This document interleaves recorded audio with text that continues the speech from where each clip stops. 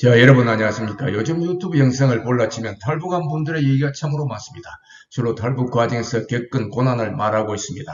가슴이 찢어지는 그런 아픔을 느끼게 됩니다.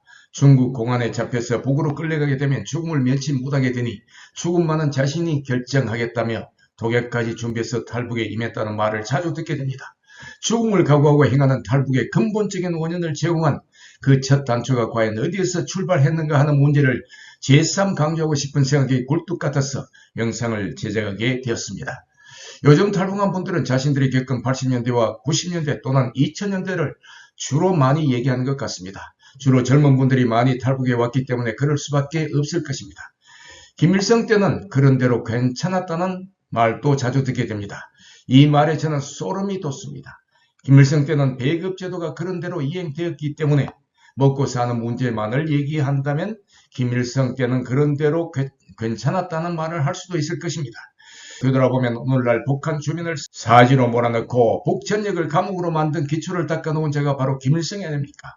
세금도 없고 모든 것이 공짜인 지상낙원을 건설한다는 감언 이설을 미끼로 인민들을 바짝 올가매어 놓고 천리막 운동, 샛별보기 운동 이런 등등으로 뼈 빠지게 부려먹고는 죽지 않을 정도로 쥐꼬리만큼의 배급을 나눠주며 모든 것이 장군님의 은덕이라며 생색을 내기에 여념이 없었습니다. 김일성은 인민들에게 주장창 이 밥에 고깃국을 먹여주겠다며 최악질 희망 고문을 70년이 넘도록 해왔던 것입니다.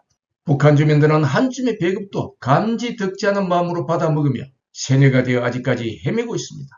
오늘날 북한은 지상낙원은커녕 지옥을 만들어 놓았습니다. 동서고금을 막론하고 지구상에 이런 곳이 어디 있습니까? 반면에 남한은 어떠했습니까? 저는 50년대 중반에 태어나 60년대 70년대를 박정희 대통령 시대와 함께 살았습니다.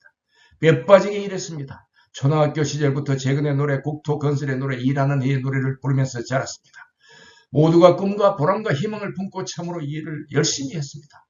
일한 만큼 대가가 돌아왔던 것입니다. 마을이 변하고 도시가 변했습니다.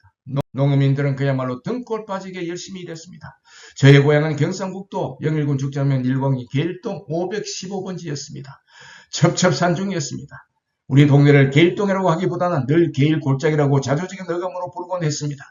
당시 골짝 사람에게는 노는 거의 없고 대부분 밭이었습니다. 밭도 비탈밭 또는 화전밭이 대부분이었습니다.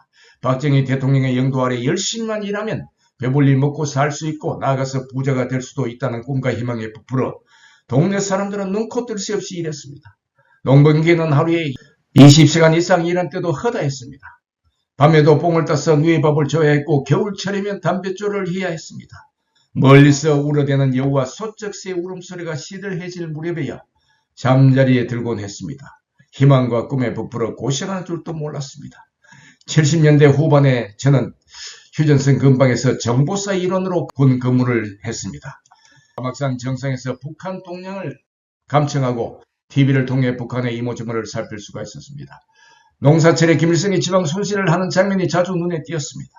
마을 사람들이 꾀재재한 몰골로 맨발로 뛰쳐나와 김일성에게 우산과 양선을 씌워주는 장면도 자주 목격되었습니다. 김일성은 입을 크게 벌리고 너털 웃음을 지어 보였습니다. 김일성의 숨겨진 음흉한 의도를 눈치채지 못한 채 북한 주민들은 최면에 걸려 자신도 모르게 김일성을 태양으로 모시는 우상 숭배에 심취되어 갔던 것입니다.